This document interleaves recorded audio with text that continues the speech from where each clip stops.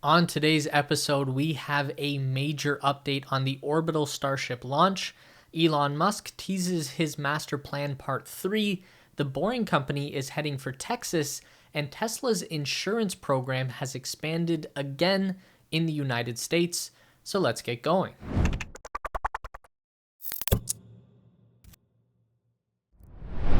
Elon Musk has been teasing the release of Tesla's master plan part 3, and it's already shaping up to be his most ambitious yet. This time around, Elon's master plan would not only be focused on Tesla, but will include his other business ventures, such as SpaceX and the Boring Company, to create one grand vision and a unified goal. At least, that's what he's been saying on Twitter lately. On March 21st, Elon said that the main subject of the new initiative for Tesla involves ramping up the electric vehicle and energy storage company to, quote, extreme size.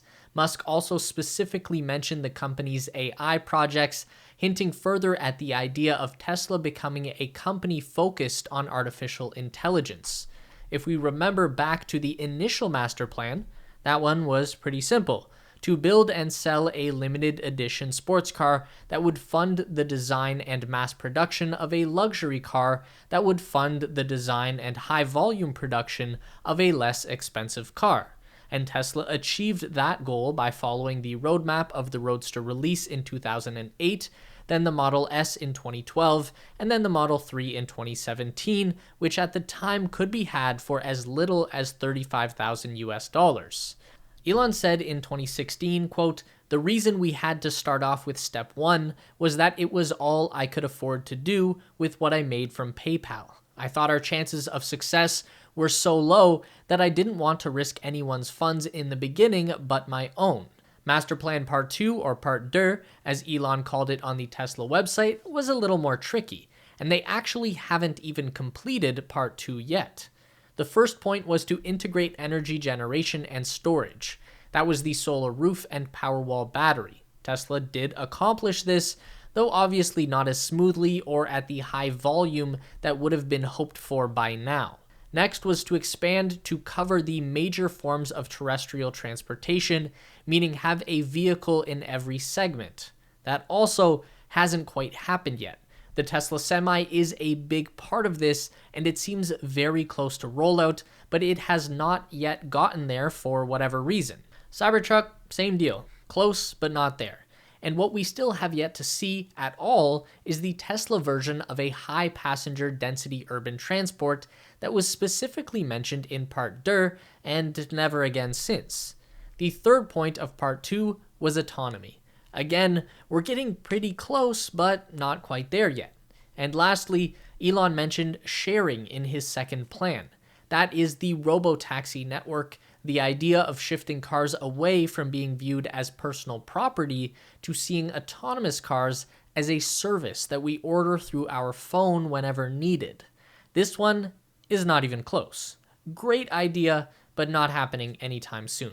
So, Master Plan Part 3 has a lot to live up to. Not only does it need to set a new direction for Tesla, a post-car future, if you will, Part 3 is also going to have to deal with the shortcomings of Part 2 and how these problems will be fixed moving forward. Anyways, I don't want to speculate too much on that one, just waiting to see what Elon has on his mind. I've been cooking at home a lot often in 2022. It helps me save money and eat healthier, which is why I'm excited to share that we are working with Kamikoto again to sponsor today's video. Kamikoto Japanese steel knives only use steel sourced from mills in Japan, and each knife comes in a heavy-duty ash wood box. The wood box is a nice touch, especially if you pick it up as a gift. Each Kamikoto knife is individually inspected and goes through a 19-step process that takes several years to complete. Michelin star restaurant chefs use Kamikoto knives, and they're backed by a lifetime guarantee. Having a sharp blade is important if you're cooking at home. It helps prevent accidental cuts from a dull blade slipping on food, all while making it faster and easier to prep food at home. The Kanpeki knife set includes a vegetable knife, a slicing knife, and a utility knife to tackle the smaller, more intricate food. Right now, Kamikoto has a big sale and is offering an extra $50 off on any purchase with discount code TESLASPACE on top of their special offers. You'll be buying a high-quality knife with a lifetime warranty, all while supporting our channel to continue making content like this. And now, let's get back to the video. Elon Musk has confirmed some very interesting new details on the first Starship orbital launch with a new mission timeframe. On March 21st, Elon announced via Twitter that the first Starship orbital flight will be with Raptor 2 engines, as they are much more capable and reliable. Elon noted that the version 2 engine is running at 230 tons or 500,000 pounds of thrust at sea level. He continued by saying, "We'll have 39 flight-worthy engines built by next month, then another month to integrate, so hopefully in May for orbital test flight." This is of course a pretty big deal, as we had so far been promised that the first orbital attempt would be with Super Heavy Booster number 4 and ship number 20, something that Elon has always claimed to be purely coincidence. And as fitting as that combination would have been, it seems these rocket stages will not be leaving the Earth. Now that's not a huge surprise. Ship and Booster 420 were built back in the summer of 2021 and have been used extensively for a wide range of tests, from static fires to cryoproofing to full stack fitting tests, and even the first use of the launch tower chopstick arm to lift the ship into place. Last week, we saw ship number 20 again lifted into the air by the Mechazilla launch tower and placed on top of the Super Heavy Booster number 4. SpaceX used this occasion to conduct a full stack cryoproofing test for the 420 rocket. We've seen both stages undergo several cryogenic tests on their own, but this was the first time we've seen them tested while integrated. This time, the full stack is likely to test the Stage 0 launch tower and mount systems for loading cryogenic fluids into Ship 20 via the Ship Quick Disconnect plumbing, which will be a new first for the launch tower. So, 4 and 20 absolutely served a noble purpose in the history of the Starship. They just won't be the first to reach space. A new pair of rockets outfitted with the Raptor 2 engines will be launching to orbit, and now we know the timeline for that is eyeing up May for the big test. This will probably mean that the chances of the ship and booster making it all the way into orbit and back down again for a water landing will be much higher than originally thought. Elon was always pretty quick to say that the first orbital flight of Starship would probably fail spectacularly. And with the 420 combo, that was probably true, but with the new engines, which Elon calls much more reliable, and the new design iterations of both the ship and booster, we might have a significantly higher probability of success. SpaceX has been hard at work constructing new Starship prototypes. Right now, they are building booster number 8 and ship number 24.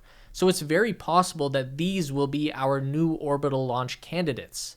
We know that the new version of the booster, beginning with number 7, is set up for 33 Raptor engines over the 29 that are mounted to booster 4. And we've seen ship number 24 being fitted with a payload release door, which is a Starship first. So this new up-and-coming Starship will be significantly more advanced than 420. We are still hoping that the FAA environmental approval of Starbase for orbital launches comes through on March 28th as expected, but it's hard to say. We haven't really heard any news either way at this point, but from what Elon is saying, as long as it happens before the end of May, everything is going to be just fine. The Boring Company has begun negotiations with the Alamo Regional Mobility Authority in San Antonio, Texas, after board members voted to conduct a feasibility study into a new tunneling project. The Boring Company was one of 2 finalists for the San Antonio Transportation Project.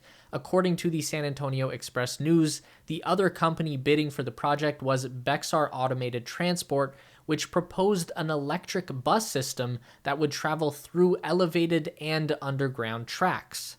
The Boring Company's proposal called for twin underground tunnels that Tesla vehicles could pass through, transporting riders between the San Antonio International Airport and downtown. Both companies presented their proposals to the Alamo RMA, with the decision to move forward seeming to depend mostly on finances. We know that the Boring Company is able to pitch their service at a much lower rate than traditional transit infrastructure due to the massively efficient Prufrock boring machine and their Tesla-based all-electric transit. Alamo Regional Board Chair Mike Lind said of the project, "The board has continually sought innovative ways to finance transportation projects to ensure a bright future for the community in a way that bridges technology and accelerates the delivery of needed projects.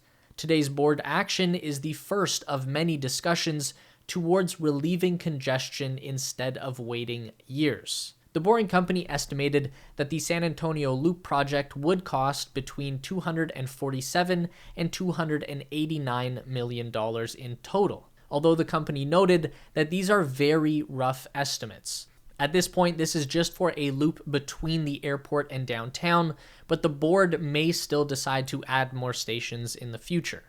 According to Bexar County engineer Renee Green, the Boring Company believes it could start construction in 12 months and complete the first phase in 18 months.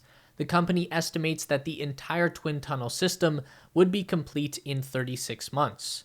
Staff-written documents revealed that the company is willing to finance between $27 and $45 million for the first phase. Before negotiations started, the Boring Company said it would self-finance the entire project and then turn it over to the Alamo RMA once the loop was completed. This is the same kind of deal that they've made with Las Vegas. The Boring Company pays for all of the infrastructure up front in exchange for a significant cut of the transit fees paid by customers, and in the long run, it should net them significantly more money. Tesla Insurance is about to expand into 2 more states, Oregon and Virginia, and the company will be underwriting the policies itself for the first time. In October 2021, Tesla finally launched its new insurance product based on the safety score in Texas. This was their first expansion past California, although California never allowed the use of their safety score program. In December, the product arrived to users in Illinois, and earlier this year, Tesla Insurance expanded to Arizona and Ohio, making it now available in 5 states with safety scores active and 1 without, being California.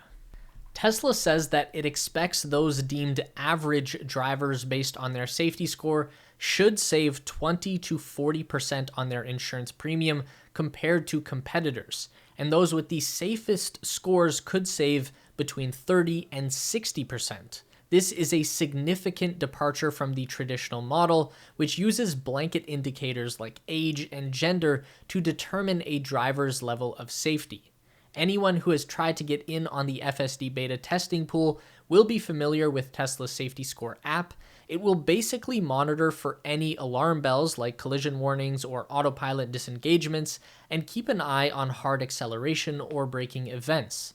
Tesla considers a score of 98 to be the benchmark for entering FSD beta, though Elon has said they can go as low as 95 if the software continues to improve. Don't forget to give this video a thumbs up today if you liked it. That is so important for getting our content out to more people. If you enjoy the content, then you'd probably also enjoy our weekly newsletter, so sign up with the link down below at theteslaspace.com. A huge thank you to all of our Patreon supporters who are listed on the screen now. You help us make the best content we can, and we really appreciate it. Thanks for watching, and we'll see you in the next one.